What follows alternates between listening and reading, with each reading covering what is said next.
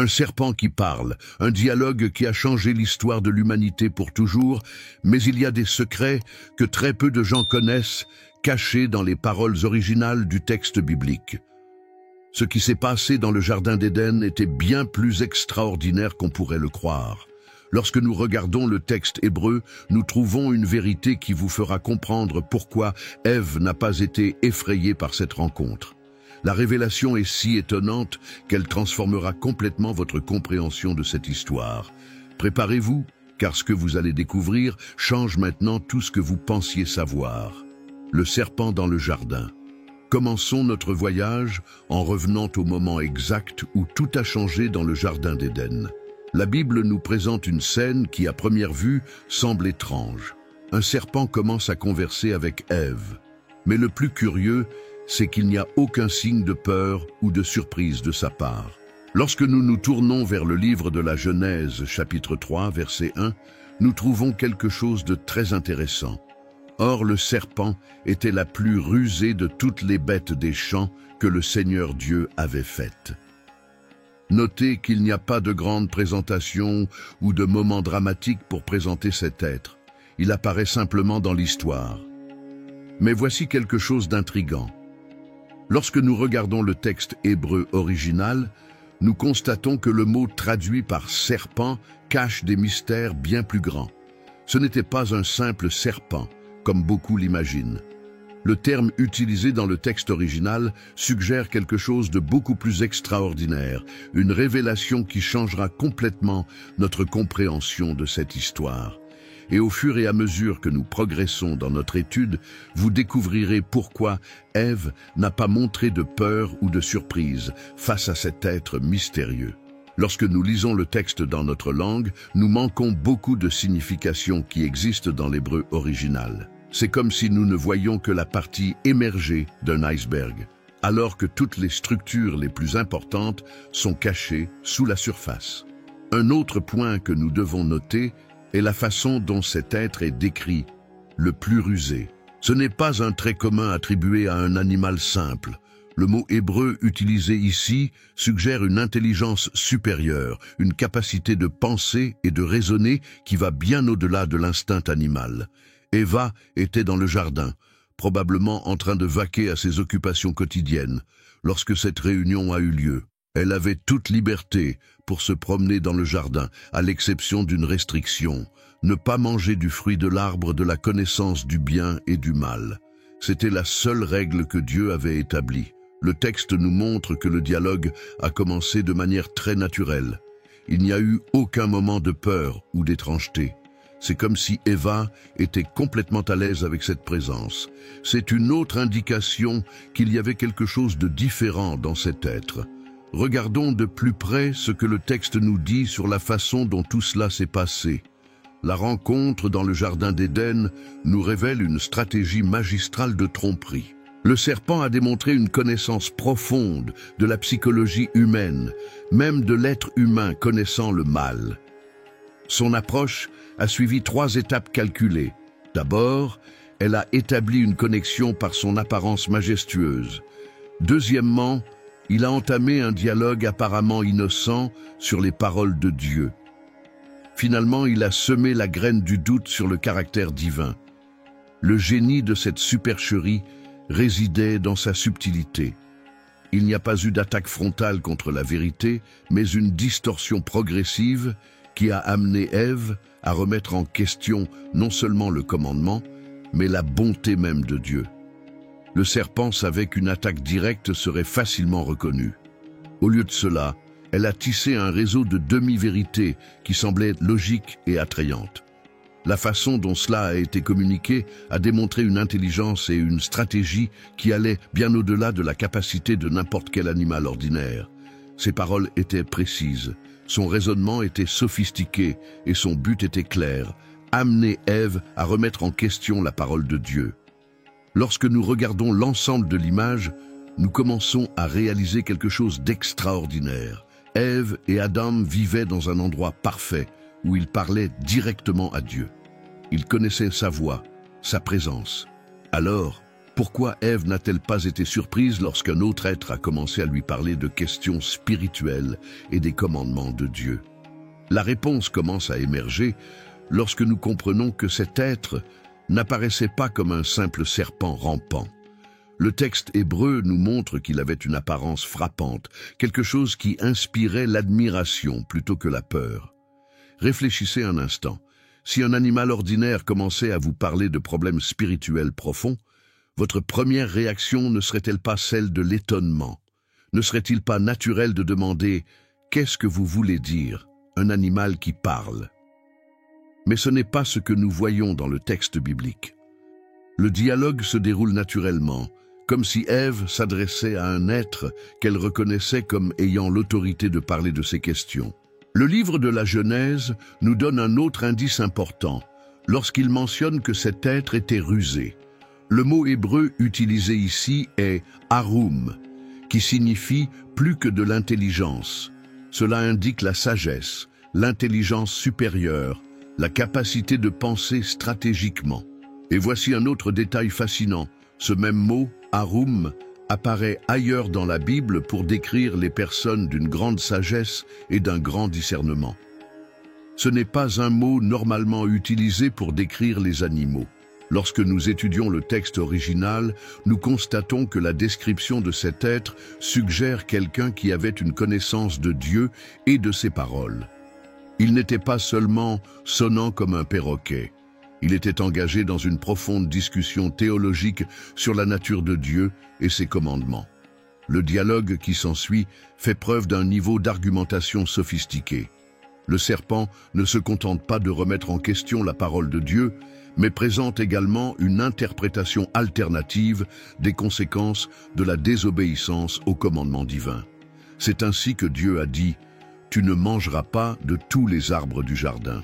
Cette première question témoigne d'ores et déjà d'une stratégie bien pensée. Elle ne commence pas par nier directement ce que Dieu a dit, mais déforme subtilement ses paroles pour créer le doute dans l'esprit d'Ève. Remarquez que le serpent n'a pas dit que Dieu avait tort. Au lieu de cela, elle s'est demandé si Ève avait vraiment compris ce que Dieu voulait dire. C'est une tactique beaucoup plus sophistiquée qu'une simple attaque directe contre la parole de Dieu.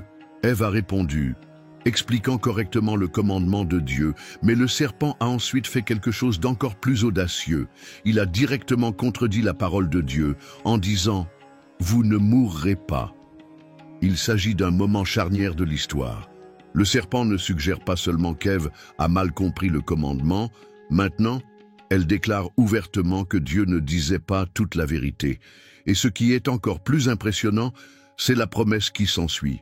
Dieu sait que le jour où tu en mangeras, tes yeux s'ouvriront et que tu seras comme Dieu, connaissant le bien et le mal.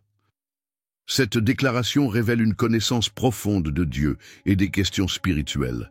Comment un simple animal peut-il faire des affirmations aussi complexes sur la nature de Dieu et sur la connaissance spirituelle?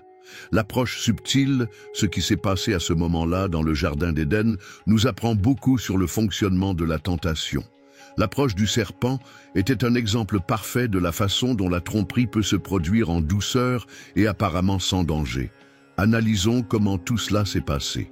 Le serpent n'est pas arrivé en provoquant la peur ou en proférant des menaces. Au lieu de cela, elle a commencé par une question simple. Est-il vrai que Dieu a dit que vous ne pouvez manger d'aucun arbre dans le jardin? Voici un point important. Ève et Adam vivaient dans un endroit parfait. Ils ne connaissaient pas le mal, n'avaient aucune expérience du mensonge ou de la tromperie. Pour eux, tout était vrai et pur. Ils n'avaient jamais rencontré quelqu'un qui voulait les tromper. Les Écritures de Genèse 3, 1 à 3, 5 nous montrent comment le serpent menait la conversation. Tout d'abord, elle a posé une question qui semblait demander des éclaircissements. Est-il vrai que Dieu a dit que tu ne peux manger d'aucun arbre du jardin? Remarquez comment cette question a été construite. Elle exagérait l'interdiction de Dieu. Dieu n'avait interdit qu'un seul arbre, mais le serpent a fait croire que l'interdiction s'appliquait à tous les arbres. Il s'agit d'une tactique courante, déformer légèrement la vérité pour créer de la confusion. Ève répondit correctement, expliquant qu'il pouvait manger de tous les arbres, sauf un. Elle a même mentionné qu'il ne pouvait même pas toucher le fruit de cet arbre particulier. Sa réponse montra qu'elle connaissait bien le commandement de Dieu. Mais c'est alors qu'est venu le moment critique. Serpente ne discutait plus des règles.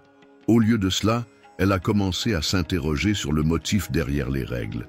Elle a suggéré que Dieu cachait quelque chose de bon à Ève et à Adam. Dieu sait que le jour où vous mangerez de ce fruit, vos yeux s'ouvriront et vous serez comme Dieu, connaissant le bien et le mal. C'était une promesse très tentante. Le serpent n'offrait pas seulement du fruit défendu, elle offrait la sagesse divine. Le serpent était très habile dans son approche. Au lieu d'attaquer directement l'autorité de Dieu, elle a semé le doute sur ses intentions. C'était comme s'il disait « Dieu garde le meilleur pour lui-même. Il ne veut pas que vous deveniez comme lui. » C'est un point important pour que nous comprenions la tentation. C'est rarement une proposition clairement mauvaise. Au lieu de cela, il apparaît souvent comme quelque chose qui a l'air bien, qui promet de nous faire grandir ou de nous améliorer d'une manière ou d'une autre. Il était confronté à un choix qui semblait n'offrir que des avantages au serpent. Le serpent avait présenté la désobéissance comme le chemin vers une plus grande sagesse, pour être comme Dieu. Il ne semblait y avoir aucun risque, aucune conséquence négative.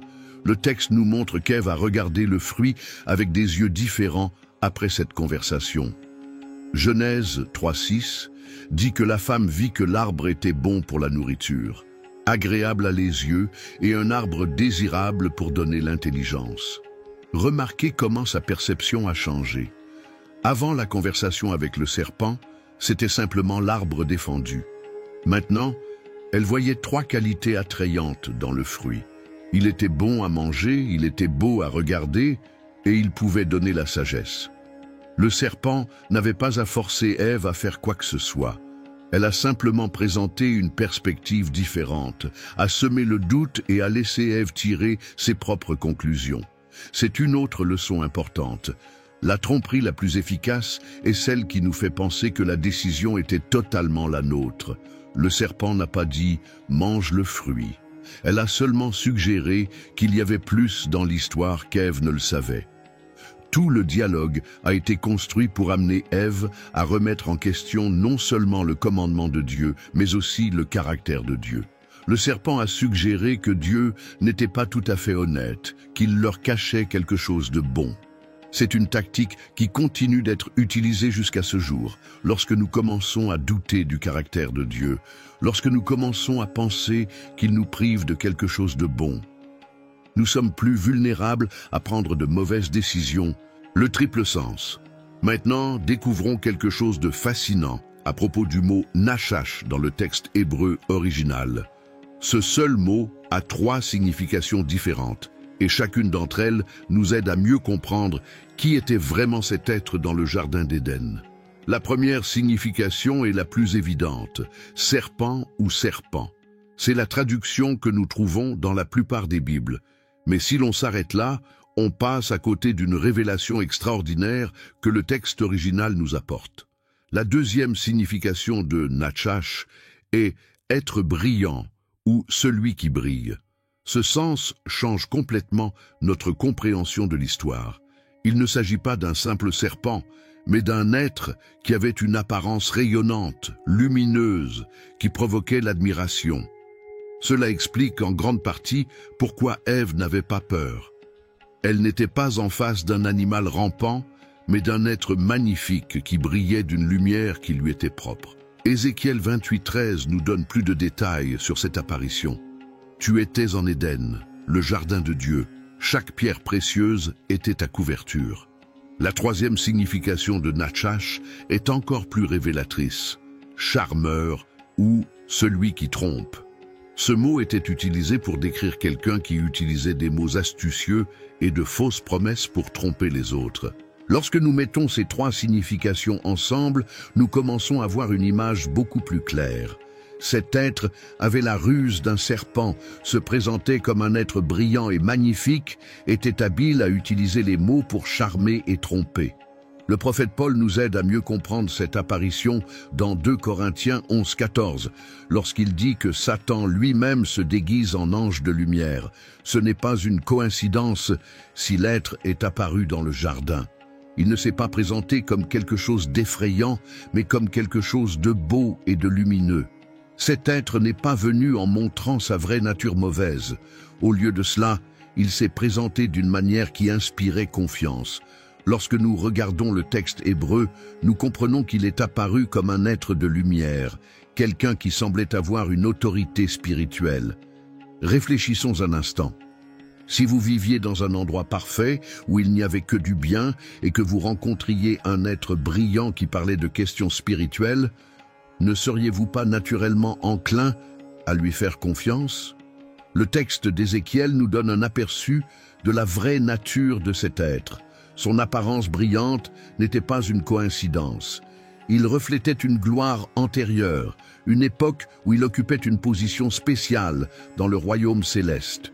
Cette révélation nous aide à comprendre pourquoi sa présence dans le jardin a eu un tel impact et pourquoi Ève ne l'a pas interrogé lorsqu'il a commencé à parler des choses divines. Le texte hébreu utilise le mot « mimchash » qui signifie « oint ». Cet être avait une onction spéciale, une position d'autorité donnée par Dieu lui-même. Il n'était pas n'importe quel être, c'était quelqu'un qui occupait une grande place d'honneur. Quand nous comprenons cela, nous commençons à voir pourquoi Ève n'a pas mis en doute son autorité pour parler des questions spirituelles. Il s'est présenté comme quelqu'un qui connaissait les secrets de Dieu, qui avait accès à la connaissance divine. La troisième signification de Nash, charmeur ou trompeur, nous montre comment il a utilisé sa position et son apparence à ses mauvais desseins. Il n'a pas attaqué directement, mais a utilisé des mots soigneusement choisis pour semer le doute. Cela nous enseigne une leçon importante. La tromperie la plus dangereuse est généralement déguisée en lumière et en sagesse. Paul a mis en garde à ce sujet en 2 Corinthiens 11-3. Mais je crains que, comme le serpent a trompé Ève par sa ruse, votre esprit ne se corrompe aussi. Lorsque nous avons étudié plus en profondeur la signification d'être brillant, nous avons découvert qu'il ne s'agissait pas de n'importe quelle lumière. Le texte hébreu suggère une lueur surnaturelle, similaire à ce que la Bible décrit lorsqu'elle parle des anges dans Ézéchiel 1:13-14. Lorsque le prophète décrit les êtres célestes, il utilise des mots similaires. Leur apparence était comme des charbons ardents, comme des torches, et les créatures vivantes couraient et revenaient sous la forme de la foudre. Cette description nous aide à mieux comprendre comment cet être est apparu dans le jardin. Ce n'était pas un serpent rampant avec une lumière tamisée, mais un être majestueux qui rayonnait une lumière céleste. Son éclat a probablement rappelé à Ève la gloire de Dieu. Le mot hébreu pour briller est également lié à l'idée de connaissance et de révélation dans diverses parties de l'Ancien Testament. La lumière est associée à la sagesse divine. Alors, lorsque cet être brillant offrit la connaissance à Ève, l'offre semblait encore plus tentante. Mais voici le détail le plus intéressant. Le texte nous montre que cette lueur n'était qu'une apparence. Jésus dira plus tard dans Jean 8:44, « Il était meurtrier dès le commencement et ne s'est pas tenu sur la vérité, parce qu'il n'y a pas de vérité en lui. Quand il dit un mensonge, il parle de ce qui lui est propre, parce qu'il est menteur, menteur et père du mensonge. » Cet être utilisait sa lueur extérieure pour cacher sa vraie nature. C'était comme un appât brillant qui cache un hameçon dangereux. Il savait que s'il était apparu sous sa vraie forme, Ève ne lui aurait jamais fait confiance. Le troisième sens, charmant ou trompeur, nous montre que ses paroles étaient aussi soigneusement choisies que son apparence. Non seulement il avait l'air bien, il savait exactement quoi dire pour paraître sage et digne de confiance. L'identité révélée. Nous arrivons maintenant au moment de révéler qui était vraiment cet être qui est apparu dans le jardin d'Éden. Le texte d'Ézéchiel 28 nous donne une description détaillée qui lève tout doute sur sa véritable identité. Tu étais le chérubin oint qui couvrait. Cette phrase révèle quelque chose d'extraordinaire. Avant d'apparaître comme un serpent dans le jardin, cet être occupait l'une des positions les plus élevées dans le ciel. Ce n'était pas un ange ordinaire, c'était un chérubin oint. Pour comprendre ce que cela signifie, nous devons savoir que les chérubins étaient des êtres célestes spéciaux. Ils se tenaient près du trône de Dieu. Après qu'Adam et Ève aient été expulsés du jardin, Dieu a placé des chérubins avec des épées enflammées pour garder le chemin vers l'arbre de vie. Cet être spécifique avait une fonction encore plus spéciale. Il était le chérubin qui couvrait. En d'autres termes, il avait la responsabilité de protéger la sainteté de Dieu. Sa position était si élevée qu'il était littéralement dans la présence divine. Le texte poursuit en nous disant qu'il était parfait dans ses manières dès le jour de sa création. Cela signifie que Dieu ne l'a pas créé mauvais, il a été créé parfait, beau et sage. Mais quelque chose s'est passé qui a tout changé. C'est la même personne qui sera plus tard connue sous le nom de Satan. Le nom Satan signifie adversaire ou accusateur, mais avant de devenir l'adversaire de Dieu, il était Lucifer, ce qui signifie porteur de lumière ou étoile du matin. Qu'est-ce qui a causé la transformation de cet être magnifique en un séducteur? La Bible nous donne la réponse claire en Ézéchiel 28:17. Il s'est élevé lui-même à cause de ta beauté. Corrompez votre sagesse à cause de votre rayonnement. C'est l'orgueil qui l'a détruit. Il était si beau, si brillant, si plein de sagesse qu'il commençait à penser qu'il méritait mieux que la position que Dieu lui avait donnée. Au lieu d'utiliser ses dons pour glorifier Dieu, il voulait la gloire pour lui-même. Dans Ésaïe 14:13-14, nous trouvons les 5 « je veux » qui révèlent vos pensées. Je monterai au ciel au-dessus des étoiles de Dieu. J'élèverai mon trône sur la montagne de la rencontre. Je m'assiérai, je monterai au-dessus des plus hauts nuages. Je serai comme le Très-Haut.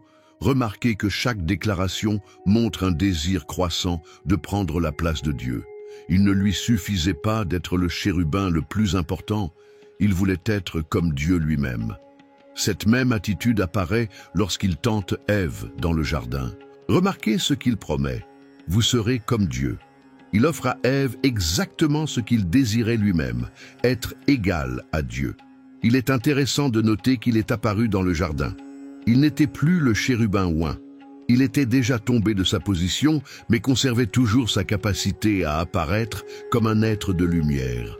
Paul nous met en garde contre cette capacité dans 2 Corinthiens 11. Satan lui-même se déguise en ange de lumière. Cette capacité à se déguiser n'est pas quelque chose qu'il a perdu après sa chute. Il continue d'utiliser cette tactique à ce jour. Lorsque nous comprenons qui était vraiment cet être, l'histoire du jardin prend un nouveau sens. Ce n'était pas seulement un serpent qui tentait Ève, il était l'ancien chérubin oint, utilisant toute sa connaissance et son expérience céleste pour tromper l'humanité. Il connaissait Dieu personnellement, il avait été en sa présence, il savait comment Dieu pensait et agissait. C'est pourquoi il a été capable de créer des doutes si efficaces dans l'esprit d'Eva. Il a utilisé sa connaissance intime de Dieu pour déformer la vérité. Le livre d'Apocalypse 12:9 confirme cette identité, et le grand dragon fut précipité, ce vieux serpent qu'on appelle le diable et Satan qui séduit le monde entier. Remarquez comment le texte relie directement l'ancien serpent au diable et à Satan. C'est une confirmation claire que le fait d'être dans le jardin était le même que celui qui avait été le chérubin oint dans le ciel. Cette baisse ne l'a pas seulement affecté. Apocalypse 12:4 nous dit que sa queue emporta 1/3 des étoiles du ciel et les jeta sur la terre. De nombreux érudits interprètent cela comme signifiant que des tiers des anges ont suivi Lucifer dans sa rébellion. Imaginez l'impact de cette rébellion dans le ciel, des êtres les plus proches de Dieu. Quelqu'un qui avait été créé parfait et qui avait tant reçu a choisi de se rebeller et pourtant a emmené les autres avec lui. Au moment où il arriva dans le jardin d'Éden, il avait déjà un plan bien défini. Son but n'était pas seulement de faire en sorte qu'Ève et Adam désobéissent à une règle, il voulait corrompre toute la création de Dieu. Dans la position de chérubin oint, il avait été témoin de la création de l'homme, avait vu Dieu créer Adam et Ève à son image. Je savais qu'ils étaient spéciaux pour Dieu, d'une manière que même les anges ne l'étaient pas. Cela a probablement augmenté leur envie et leur désir de détruire. S'ils ne pouvaient pas être comme Dieu, ils ne permettraient pas non plus aux humains de maintenir leur relation spéciale avec le Créateur. Le texte de la Genèse nous montre comment il a utilisé toute sa puissance dans ce but. Il a choisi le bon moment quand Ève était seule. Il a utilisé son apparence majestueuse pour gagner en confiance. Il a démontré sa connaissance des paroles de Dieu. Il a subtilement déformé la vérité. Il offrait quelque chose qui semblait bon et désirable. Dans Jean 10h10, Jésus résume le but de cet être. Le voleur ne vient que pour voler, pour tuer et pour détruire. Depuis ce jour dans le jardin jusqu'à aujourd'hui, son objectif n'a pas changé. Mais voici une vérité importante. Même s'il est si puissant, même s'il occupait une position si élevée dans le ciel, il ne peut pas forcer Ève à pécher. Tout ce qu'il pouvait faire, c'était essayer de suggérer, de tromper. La décision finale appartenait à Eva. La chute du ciel dans Luc 10:1, Jésus, texte incomplet ou sans contexte clair pour poursuivre l'analyse, nous révèle un moment ordinaire de l'histoire céleste. J'ai vu Satan tomber du ciel comme un éclair. Il ne s'agit pas seulement d'une description poétique, c'est le témoignage de quelqu'un qui a été témoin de l'événement. La comparaison avec la foudre nous montre le caractère soudain et irréversible de cette chute. En un instant, il fut dans le lieu le plus élevé du ciel. Le lendemain, il fut précipité des hauteurs. Cette chute a été aussi dramatique et définitive que la foudre qui traverse le ciel, impossible à arrêter, impossible à inverser. Jésus était-il présent lorsque cela s'est produit? Oui, parce qu'avant de naître en tant qu'homme, il existait éternellement en tant que Dieu. Il était là quand Lucifer s'est rebellé. Il a assisté à la chute de celui qui avait été autrefois le chérubin oint. Cette chute a été si dramatique parce qu'elle représentait le plus grand changement de position possible, de la place la plus élevée dans le ciel, près du trône de Dieu, à devenir l'adversaire de tout ce qui est divin. Dans Ésaïe 14:12, nous lisons « Comme tu es tombé du ciel, étoile du matin, fils du matin ». Le texte exprime son étonnement face à cette baisse. Comment était-il possible qu'un être aussi élevé, si proche de Dieu, puisse tomber de manière aussi dramatique? La réponse se trouve dans le verset suivant. « Tu as dit dans ton cœur, je monterai au ciel. » Le problème a commencé dans le cœur. Il pensait qu'il était peut-être plus grand qu'il ne l'était réellement. La chute de Satan a été un événement qui a changé à jamais l'histoire spirituelle de l'univers. Quand Jésus dit qu'il l'a vu tomber comme l'éclair, il nous donne une image vivante de ce moment. L'éclair illumine tout le ciel pendant un instant, attirant l'attention de tous ceux qui le voient. De même, la chute de Lucifer a été un événement qui a ébranlé tout le royaume céleste. Il est important de comprendre que cette chute n'était pas un accident ou quelque chose qui a pris Dieu par surprise. Dieu, dans son omniscience, savait que cela arriverait. Malgré cela, il avait donné à Lucifer le libre arbitre, tout comme il avait donné à tous les êtres qu'il avait créés le choix de se rebeller. C'était totalement sa décision. La comparaison avec la foudre nous montre aussi la nature certaine de cette chute. Tout comme la foudre ne peut pas retourner au ciel après être tombée, il n'y avait pas de retour en arrière pour Lucifer après sa rébellion. Sa décision a eu des conséquences permanentes et irréversibles. Lorsque nous regardons le texte hébreu original, nous voyons que le mot utilisé pour « chute » porte l'idée d'une chute violente et complète. Ce n'était pas une descente douce ou graduelle. Ce fut une expulsion dramatique et instantanée du ciel. L'être, qui avait l'habitude de marcher parmi les pierres de feu, près du trône de Dieu, était maintenant en train d'être abattu. Jésus mentionne cette chute à un moment précis, lorsque ses disciples reviennent d'une mission, rapportant que même des démons se sont soumis à eux en son nom. C'est comme si Jésus disait « Oui, tu as autorité sur les démons, parce que j'ai vu quand ton chef est tombé du ciel. J'y étais, j'ai vu son pouvoir être brisé, Le pouvoir que les disciples exerçaient sur les démons était une continuation de la victoire qui avait commencé avec cette chute. Chaque fois qu'un démon est chassé au nom de Jésus, c'est un rappel de la chute originelle de Satan lorsqu'il a perdu sa position d'autorité. Les 4 chutes que la Bible nous révèle montrent que Satan n'a pas fait une seule chute, mais 4 chutes différentes, chacune représentant une plus grande perte de pouvoir et de position. Ces chutes montrent une progression constante vers le bas de celui qui était autrefois loin de Dieu. La première chute, elle est allée de la gloire à la profanation. Dans Ézéchiel 28, nous lisons comment il est passé du statut de chérubin oint, parfait en beauté et en sagesse, à celui d'être impie. Cette chute s'est produite lorsque l'orgueil est entré dans son cœur. Il conservait encore une grande partie de son pouvoir et de ses capacités, mais il avait perdu sa sainteté et sa position spéciale devant Dieu. Cette première chute fut le moment où celui qui avait été créé pour refléter la gloire de Dieu était maintenant corrompu par l'orgueil. Le texte nous dit que son cœur était rempli de violence. La beauté et la sagesse que Dieu lui avait données sont devenues un motif d'orgueil. La deuxième chute, c'était de l'accès au ciel à la limitation à la terre. Même après sa première chute, Satan avait encore un certain accès au ciel. Nous le voyons dans le livre de Job, où il apparaît parmi les enfants de Dieu pour accuser. Mais il est arrivé un moment où cet accès a également été supprimé. Dans Apocalypse 12, nous voyons une description de cette seconde chute, et le grand dragon fut précipité, ce vieux serpent appelé le diable, et Satan fut précipité sur la terre, et ses anges furent précipités avec lui. C'était une époque de grande limitation de son pouvoir et de son influence. La troisième chute, ce sera de la terre à l'abîme. Le livre de l'Apocalypse nous montre que pendant la période du règne millénaire du Christ, Satan sera piégé dans l'abîme. Il s'agira d'un confinement temporaire, mais cela représentera une limitation encore plus grande de son pouvoir. Dans Apocalypse 20, 1 à 3, nous lisons comment un ange descend du ciel avec une grande chaîne et lie Satan pendant 1000 ans. Il est intéressant de noter qu'un simple ange a l'autorité d'arrêter celui qui était autrefois le chérubin oint. Quel contraste avec sa gloire d'antan! Celui qui voulait s'élever au-dessus des étoiles de Dieu est maintenant dominé par un messager céleste. Pendant ce temps, votre capacité à tromper les nations sera complètement supprimée.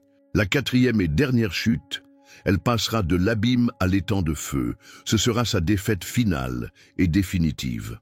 Apocalypse 20h10 nous dit que le diable qui les avait séduits fut jeté dans l'étang de feu et de soufre, où sont la bête et le faux prophète, et ils seront tourmentés jour et nuit, pour toujours et à jamais. Cette progression des chutes nous montre quelque chose d'important. Le jugement de Dieu sur le mal est graduel, mais inexorable. Chaque chute représente une plus grande perte de pouvoir et d'influence, jusqu'à la défaite finale et complète. Lorsque Satan est apparu dans le jardin d'Éden, il avait déjà fait l'expérience de la première chute. Il n'était plus le chérubin oint, mais il conservait encore une grande partie de son pouvoir et de ses capacités. Il pouvait apparaître comme un être de lumière. Il pouvait utiliser son intelligence et sa ruse pour tromper. L'accès au ciel. Ce qui est intriguant à propos de Satan, c'est que même après sa première chute, il a maintenu un certain accès au ciel. Nous le voyons clairement dans le livre de Job, où il apparaît devant Dieu avec les autres anges. Ce détail nous en dit long sur la façon dont son jeu d'acteur a fonctionné après sa chute initiale.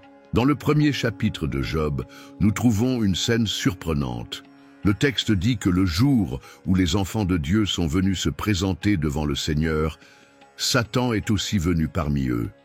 Ce passage nous montre qu'il y avait des moments précis où il pouvait apparaître devant le trône de Dieu. Mais remarquez qu'il n'est plus venu comme le chérubin oint qu'il couvrait. Il est maintenant venu comme un accusateur. Quand Dieu lui demande d'où il vient, il répond qu'il marchait sur la terre et qu'il marchait dessus. Il était devenu un observateur, à la recherche de fautes et de péchés à utiliser comme réquisitoire contre le peuple de Dieu. Il est important de comprendre que cet accès ne signifiait pas qu'il avait retrouvé son poste précédent. C'était un accès limité, permis par Dieu pour ses propres fins. Dans Job, nous voyons que Satan ne pouvait faire que ce que Dieu a expressément permis. Lorsqu'il demande la permission d'affliger Job, il doit fixer des limites claires. D'abord, il ne peut toucher que les possessions de Job. Alors il peut toucher son corps, mais il ne peut pas lui ôter la vie. Cela nous montre que, même s'il avait accès au ciel, sa puissance était sous le contrôle direct de Dieu. Dans Zacharie 3, nous trouvons une autre scène révélant cet accès au ciel. Le prophète voit Josué, le grand prêtre, debout devant l'ange du Seigneur, et Satan est à sa droite pour l'accuser. Cette scène nous montre son rôle d'adversaire et d'accusateur du peuple de Dieu. Le nom Satan en hébreu signifie littéralement adversaire ou accusateur. C'est comme si c'était sa nouvelle œuvre après la chute, trouvée à redire au peuple de Dieu et le présenter devant le trône céleste. Apocalypse 12, tu 10, l'appelle l'accusateur de nos frères, qui les ont accusés devant notre Dieu jour et nuit. Mais pourquoi Dieu a-t-il permis cet accès? Pourquoi laisser l'ennemi venir devant vous pour accuser vos enfants? L'histoire de Job nous donne quelques indices. À travers les épreuves que Satan a apportées, la foi de Job a été mise à l'épreuve et fortifiée. Ce que l'ennemi prévoyait pour la destruction, Dieu l'a utilisé pour l'édification. Cet accès au ciel nous montre aussi quelque chose d'important sur la nature du conflit spirituel.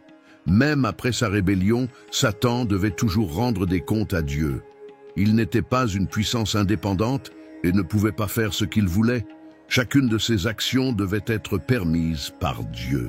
Lorsque nous observons son comportement dans ses apparitions célestes, nous voyons qu'il a maintenu une nature trompeuse, même devant le trône de Dieu. Il a essayé de déformer la vérité. Dans le cas de Job, il a suggéré que la fidélité du serviteur de Dieu n'était qu'égoïste. Étends ta main et touche tout ce que tu as, et tu verras si la victoire en Christ ne te blasphème pas en face, même si l'histoire du serpent en Éden semble être une défaite pour l'humanité. Dieu avait déjà préparé un plan de victoire juste après la chute. Alors qu'il est encore dans le jardin d'Éden, il fait une promesse qui changera tout. Dans Genèse 3,15, Dieu dit au serpent, « Je mettrai de l'inimitié entre toi et la femme, entre ta postérité et sa postérité. Il te meurtrira la tête et tu lui meurtriras le talon. » Cette promesse, connue sous le nom de proto-évangile, la première annonce de l'évangile, indiquait déjà la venue de Jésus. La progéniture de la femme qui écraserait la tête du serpent serait le Christ. C'est la première promesse de victoire sur l'ennemi qui a trompé Ève.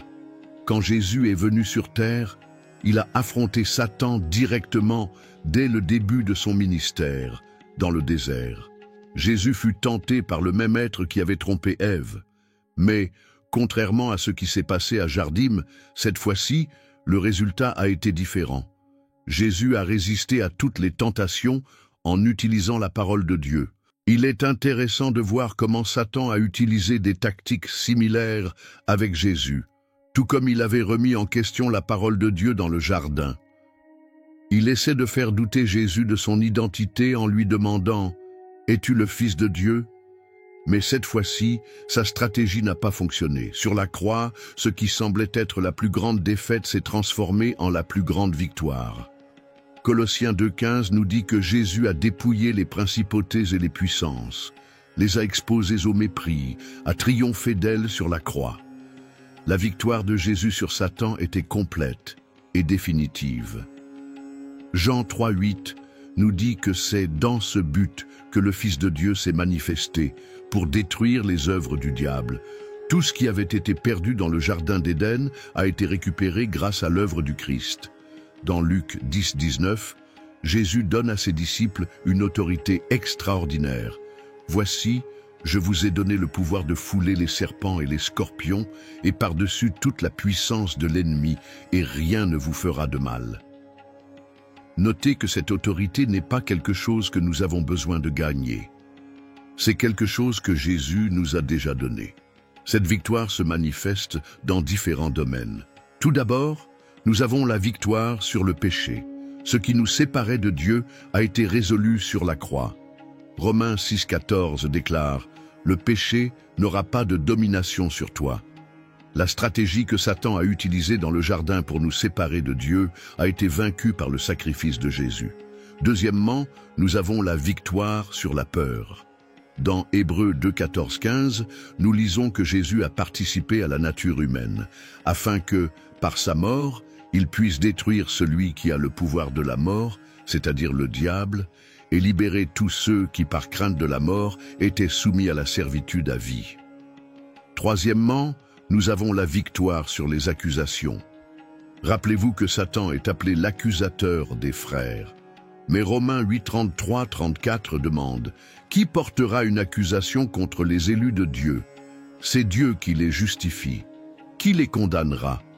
Au milieu de toute cette histoire du serpent et de la chute, il y a un élément d'espérance extraordinaire, le livre de vie de l'agneau, un livre mentionné à plusieurs reprises dans la Bible.